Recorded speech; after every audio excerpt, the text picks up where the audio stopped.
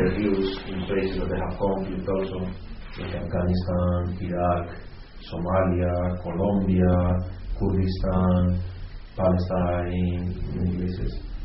I'm asking to some political leaders what is for them the terrorism, the definition of terrorism, because it's a very open definition, you know. Everybody says you are terrorist, but no one can say which will be for him the definition of terrorism. Я много езжу по странам, таким как Афганистан, Сомали и так далее, он их назвал, да, все. И я беру интервью, и в интервью с вами спрашиваю, что для вас означает слово террорист? Что такое террорист? Знаете, когда садятся по телевизору представители разных стран, главы разных стран и говорят о терроризме, это возмутительно. Они сами являются террористами. Не террорист ли тот, кто самолетами и танками разрушает целые города и села? Они террористы. So, when the representatives of the most powerful countries sitting around the table and talking about the terrorism, they are terrorists themselves. The terrorists are not the people who destroy something. They are terrorists. Насилие со стороны власти имущих порождает насилие. Терроризм со стороны империй, таких как Россия, Америка и другие страны, порождает терроризм. Violence from the side of powerful makes violence, and terrorism from the sides of powerful countries make terrorists, burn the terrorism. Yes, but it creates terrorism. Exact word.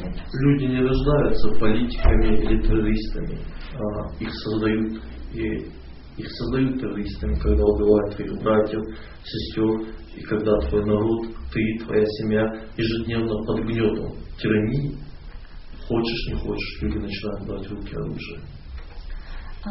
People are not burning by terrorists. They are becoming terrorists. Why? When people are always under pressure, illegal actions, repressions make them terrorists. Yes, very interesting. Yes. I would like to ask him also about to reinforce a little bit this idea of the Ingushetia conflict as a conflict of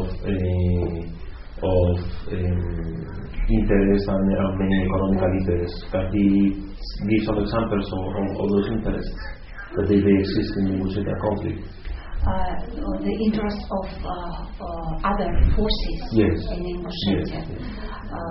Он говорит, прозвучало, что многие неизвестные силы имеют интерес в республике, экономический интерес.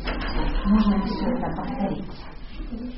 Знаете, многие из политиков говорят о том, что есть какие-то внешние факторы, что во многом то, что творится на Кавказе и в Ингушетии, заинтересованы какие-то разные силы, там Америка, там Европа. Ничего такого нет.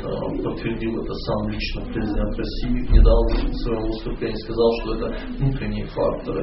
Все, что здесь происходит, это отмывание грязных коммунистических денег, завоевывание генеральских звездочек, это коррупция. Вот все, что происходит здесь. So there was a statement that many countries, foreign countries, have definite interests here in Caucasus, but this statement was not proved, and it was not proved by President himself. All what's going on here is washing up dirty money here by Russian government officials and corruption. Mm-hmm. How he feels when in Moscow they say many times that here people they are bandits, or or in the Caucasus, they are bandits, they are problematic, or they are terrorists, or how he feels as well.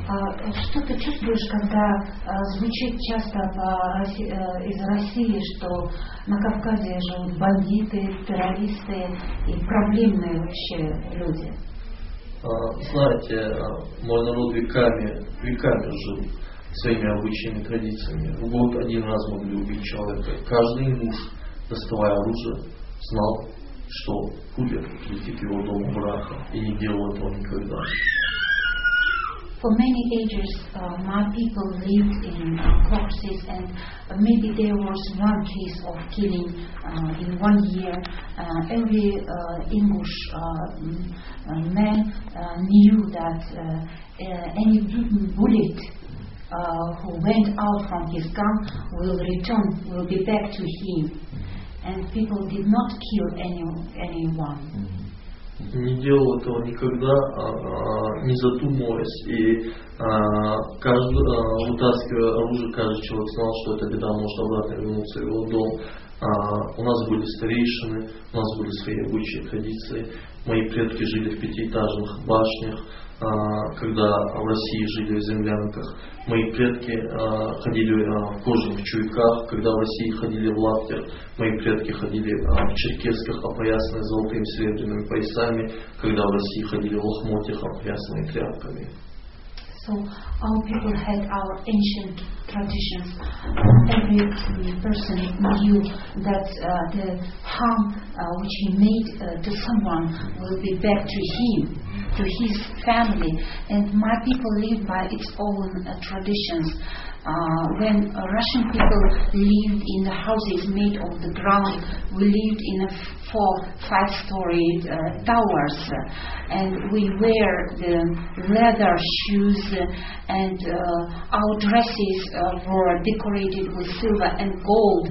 When Russian people wear the poor dresses, so to say. Нет, я смело могу сказать, нет на этой земле народа, который можно поставить нам в пример и сказать, вот если будете жить вот так, у вас все будет хорошо. Ни русские, ни другие. Нас можно поставить в пример любому. Наши обычаи, наши традиции, как мы жили, наши нравы, наш быт. Это все было до такой степени сбалансировано, что каждый знал свое место. So I can say it openly now to everyone that there is no other people in the world which can be example for our people. My people could be example for any other people in the world by its traditions, by its customs. В России сотнями лет Россия сделала все возможное, чтобы нарушить этот баланс.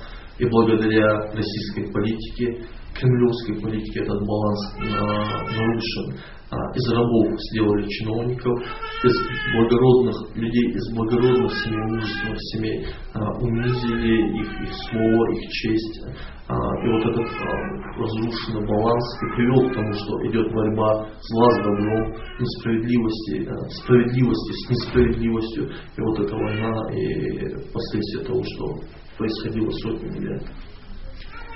So there was a balance. Our people was very honorable one, but it's the policy for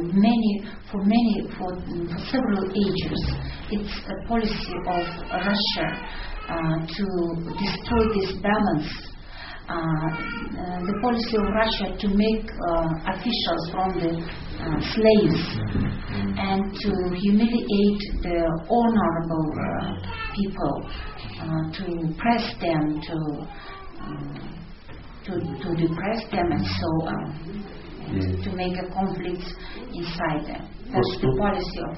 Простой пример – это ингушские чиновники, это парламент республики, это президент, это правительство республики. Почти 8 лет с 2002 года убивают мой народ. Каждый день гибнет молодежь, разворовывается федеральный бюджет, но ни один из этих чиновников не открывает рта. Это и есть рабы. Они рабы денег, рабы сегодняшней жизни. Я их не называю людьми, они не имеют права называться ингушами, мужчинами. Это рабы своих прихотей, похотей, и благодаря им происходит все, что происходит сегодня. The real representatives of the slaves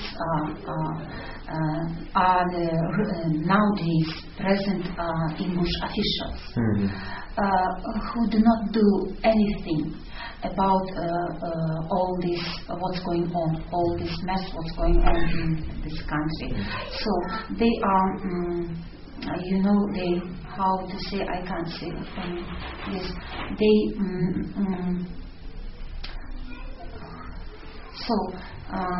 they do not do anything to improve the situation. And seeing all this, they cannot even open their mouths. They are afraid of everything. They are stealing.